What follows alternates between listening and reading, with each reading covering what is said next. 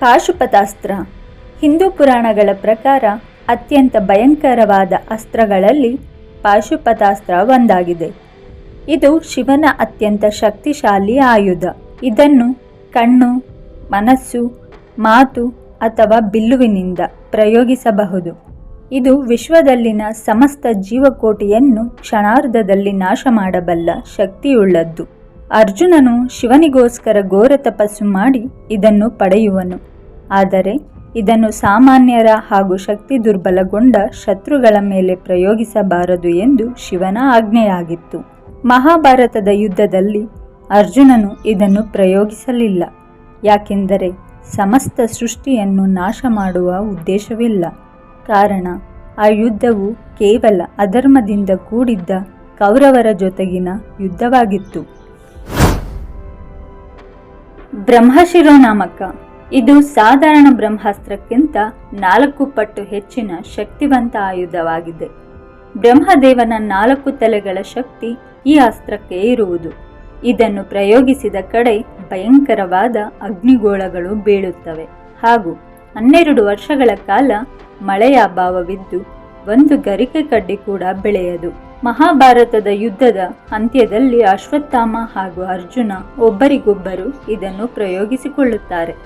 ಆಗ ವ್ಯಾಸ ಮಹರ್ಷಿ ಅದನ್ನು ಹಿಂತೆಗೆದುಕೊಳ್ಳಲು ಹೇಳಿದಾಗ ಅರ್ಜುನ ಮಾತ್ರ ಉಪಸಂಹರಿಸುವನು. ಆದರೆ ಅಶ್ವತ್ಥಾಮನಿಗೆ ಆ ವಿದ್ಯೆಯು ತಿಳಿಯದ ಕಾರಣ ಉತ್ತರೆಯ ಗರ್ಭದ ಕಡೆ ಗುರಿ ಮಾಡುತ್ತಾನೆ. ಸುದರ್ಶನ ಚಕ್ರ ವಿಶ್ವಕರ್ಮನು ಸೂರ್ಯನ ತೇಜಸ್ಸಿನಿಂದ ಈ ಅದ್ಭುತವಾದ ಚಕ್ರವನ್ನು ತಯಾರು ಮಾಡುವರು. ಇದಕ್ಕೆ 108 ಚೂಪಾದ ಅಂಚುಗಳಿದ್ದು ಇವುಗಳು ನಿರಂತರವಾಗಿ ತಿರುಗುವ ಭ್ರಮಣ ಆಯುಧವಾಗಿದೆ. ಇದರ ಪ್ರತ್ಯೇಕತೆ ಶತ್ರುವನ್ನು ಸಂಹರಿಸಿದ ನಂತರ ಯಾರು ಇದನ್ನು ಪ್ರಯೋಗಿಸುತ್ತಿರುವರೋ ಅವರ ಬಳಿಯೇ ಹಿಂತಿರುಗುವುದು. ಶಿಶುಪಾಲನ ವಧೆಯ ಸಂದರ್ಭದಲ್ಲಿ ಕೂಡ ಮಂದರ ಪರ್ವತವನ್ನು ಛೇದಿಸಲು ಶ್ರೀ ಮಹಾವಿಷ್ಣು ಇದನ್ನು ಉಪಯೋಗಿಸುತ್ತಾರೆ. ತ್ರಿಶೂಲ ಇದು ಕೇವಲ ಆಯುಧವಲ್ಲ, ದುರ್ಗಾದೇವಿಯ ಶಕ್ತಿ ಸಂಕೇತವೂ ಕೂಡ.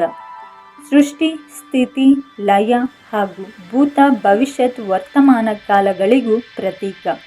ಭೌತಿಕ, ಆಧ್ಯಾತ್ಮಿಕ, ಆಂತರಿಕ್ಷ ಶಕ್ತಿಗಳನ್ನು ಇದು ಒಂದೇ ಬಾರಿ ನಿಯಂತ್ರಿಸಬಲ್ಲದು. ಶಿವನು ತನ್ನ ತ್ರಿಶೂಲವನ್ನು ಉಪಯೋಗಿಸಿದರೆ ಮುಲ್ಲೋಕದಲ್ಲೂ ಅದನ್ನು ಯಾರೂ ತಡೆಯಲಾರರು. ವಿನಾಯಕನ ಶಿರಸ್ಸನ್ನು ಖಂಡಿಸಿದ್ದು ಇದೇ ತ್ರಿಶೂಲವಾಗಿತ್ತು. ನಾರಾಯಣಾಸ್ತ್ರ ಶ್ರೀ ಮಹಾವಿಷ್ಣುವಿನ ನಾರಾಯಣಾಸ್ತ್ರವು ಒಂದು ಬಾರಿಗೆ ಲಕ್ಷಾಂತರ ಪ್ರಾಣಾಂತಕರವಾದ ಆಯುಧಗಳನ್ನು ನಿಷ್ಕ್ರಿಯಗೊಳಿಸಬಲ್ಲದು. ಇದಕ್ಕೆ ಎದುರು ತಿರುಗಿ ಹೋರಾಡಲು ಪ್ರಯತ್ನಿಸಿದರೆ ಇದರ ಶಕ್ತಿ ಇನ್ನೂ ಅಧಿಕವಾಗುವುದು. ದ್ರೋಣಾಚಾರ್ಯರ ಮರಣದ ನಂತರ ಅಶ್ವತ್ಥಾಮ ಕೋಪಗೊಂಡು ಪಾಂಡವರ ಸೈನ್ಯದ ಮೇಲೆ ನಾರಾಯಣಾಸ್ತ್ರವನ್ನು ಪ್ರಯೋಗಿಸುತ್ತಾರೆ. ಆಗ ಶ್ರೀ ವಿಷ್ಣು ಎಲ್ಲರಿಗೂ ಆಯುಧಗಳನ್ನು ಕೆಳಗಿಟ್ಟು ರಥಗಳಿಂದ ಕೆಳಗಿಳಿದು ಅಸ್ತ್ರಕ್ಕೆ ನಮಸ್ಕರಿಸಿ ಶರಣಾಗಿ ಎಂದು ಹೇಳುತ್ತಾರೆ. ನಾರಾಯಣಾಸ್ತ್ರದಿಂದ ತಪ್ಪಿಸಿಕೊಳ್ಳುವ ಏಕೈಕ ಮಾರ್ಗವೆಂದರೆ ಶರಣಾಗುವುದು. ವಜ್ರಾಯುಧ ಶ್ರೀ ವಜ್ರ ಎಂದರೆ ಅರ್ಥ ಅತ್ಯಂತ ಕಠಿಣವಾದದ್ದು. ವೃತ್ರಾಸುರ ಎಂಬ ರಾಕ್ಷಸನನ್ನು ವಧಿಸಲೆಂದೇ ಪ್ರತ್ಯೇಕವಾಗಿ ದಧಿಜಿ ಮಹರ್ಷಿ ತನ್ನ ಬೆನ್ನು ಮೂಳೆಯನ್ನು ಕೊಡುವರು. ಆಗ ವಿಶ್ವಕರ್ಮ ವಜ್ರಾಯುಧವನ್ನು ತಯಾರು ಮಾಡುವರು. ಇದು ಮಿಂಚು ಹಾಗೂ ಗುಡುಗಿನಿಂದ ಕೂಡಿದ ಆಯುಧ. ಅಭೇದ್ಯವಾದ ವೃತ್ರಾಸುರನ ಕವಚವನ್ನು ಭೇದಿಸಿ ಇಂದ್ರನು ವೃತ್ರಾಸುರನನ್ನು ವಧಿಸಲು ಈ ಆಯುಧ ಕಾರಣ. ವಾಸವಿ ಶಕ್ತಿ ಇದು ಅಮೋಘವಾದ ನಿಶ್ಚಿತವಾಗಿ ಶತ್ರುವನ್ನು ನಾಶ ಮಾಡುವ ಆಯುಧ. ಆದರೆ ಈ ಅಸ್ತ್ರವನ್ನು ಜೀವಿತ ಕಾಲದಲ್ಲಿ ಒಂದು ಬಾರಿ ಮಾತ್ರ ಉಪಯೋಗಿಸಲು ಅವಕಾಶವಿರುತ್ತದೆ. ಒಂದು ಬಾರಿ ಪ್ರಯೋಗಿಸಿದ ನಂತರ ಅದರ ಕರ್ತವ್ಯ ಮುಗಿಸಿ ಮರಳಿ ಇಂದ್ರನಲ್ಲಿ ಸೇರುವುದು. ಇಂದ್ರನು ದಾನ, ವೀರ, ಶೂರ ಎಂದು ಹೆಸರಾದ ಕರ್ಣನನ್ನು ಪರೀಕ್ಷಿಸಿ ಆತನ ಸಹಜ ಕವಚಕುಂಡಲವನ್ನು ದಾನವಾಗಿ ತೆಗೆದುಕೊಂಡಾಗ ಅದರ ಬದಲಾಗಿ ಈ ವಾಸವಿ ಶಕ್ತಿಯನ್ನು ನೀಡುತ್ತಾನೆ. ಕರ್ಣನು ಅರ್ಜುನನನ್ನು ವಧಿಸಲೆಂದು ಈ ಆಯುಧವನ್ನು ಮೀಸಲಿಡುತ್ತಾನೆ.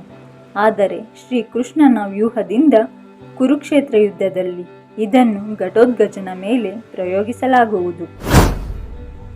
ಭಾರ್ಗವಾಸ್ತ್ರ ಮಹಾಭಯಂಕರವಾದ ಈ ಅಸ್ತ್ರವನ್ನು ಪ್ರಯೋಗಿಸಿದರೆ ಆಕಾಶದಿಂದ ಅಂತ್ಯವೇ ಇಲ್ಲದ ಬಾಣಗಳ ಮಳೆ ಸುರಿಯುವುದು. ಇದು ಕ್ಷಣದಲ್ಲಿ ಅರ್ಧ ಸೈನ್ಯವನ್ನು ನಾಶ ಮಾಡಬಲ್ಲದು. ಈ ಆಯುಧವನ್ನು ಪರಶುರಾಮ ತನ್ನ ಪ್ರಿಯ ಶಿಷ್ಯನಾದ ಕರ್ಣನಿಗೆ ಪ್ರಸಾದಿಸಿದರು.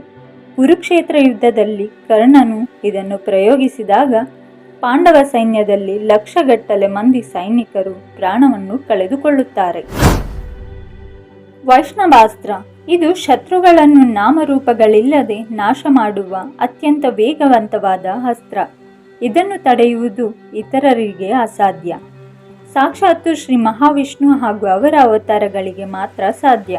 ಮಹಾಭಾರತದಲ್ಲಿ ಪ್ರಾಗಜ್ಯೋತಿಪುರ ರಾಜ ಭಗದತ್ತು ಈ ಅಸ್ತ್ರವನ್ನು ಅರ್ಜುನನ ಮೇಲೆ ಪ್ರಯೋಗಿಸುತ್ತಾನೆ. ಆಗ ಶ್ರೀಕೃಷ್ಣ ಅರ್ಜುನನಿಗೆ ಅಡ್ಡವಾಗಿ ನಿಲ್ಲುತ್ತಾನೆ. ವಿಷ್ಣುವಿನ ಅವತಾರವಾದ ಶ್ರೀಕೃಷ್ಣನನ್ನು ತಾಕಿದ ಕೂಡಲೇ ಅಸ್ತ್ರವು ಹೂವಿನ ಮಾಲೆಯಾಗಿ ವಿಷ್ಣುವಿನ ಕೊರಳನ್ನು ಅಲಂಕರಿಸುತ್ತದೆ. ವಿಜಯಧನಸ್ಸು ಇದು ಸಾಕ್ಷಾತ್ತು ಪರಮಶಿವನು ತ್ರಿಪುರಾಸುರರನ್ನು ಸಂಹರಿಸಲು ಪ್ರಯೋಗಿಸಿದರು.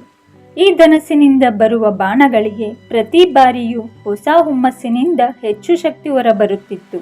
ಈ ಧನಸ್ಸು ಹಿಡಿಯುವ ಯೋಧನನ್ನು ಸುತ್ತುವರೆದು ಅಭೇದ್ಯವಾದ ಕವಚವಾಗಿ ಏರ್ಪಡುತ್ತದೆ. ಯಾವ ಆಯುಧವೂ ಅವರನ್ನು ತಾಕಲಾಗುವುದಿಲ್ಲ. ಈ ಬಿಲ್ಲುವಿನ ದಂಡವನ್ನು ಎಳೆದಾಗ ಬರುವ ಶಬ್ದವು ಭಯಂಕರವಾಗಿದ್ದು ಶತ್ರುಗಳ ಎದೆನಡುಗಿ ಚೂರಾಗುತ್ತಿತ್ತು. ಕುರುಕ್ಷೇತ್ರ ಯುದ್ಧದಲ್ಲಿ 17ನೇ ದಿನ ಕರ್ಣನು ಈ ಧನಸ್ಸನ್ನು ಉಪಯೋಗಿಸಿದನು ಎಂದು ಹೇಳಲಾಗುತ್ತದೆ.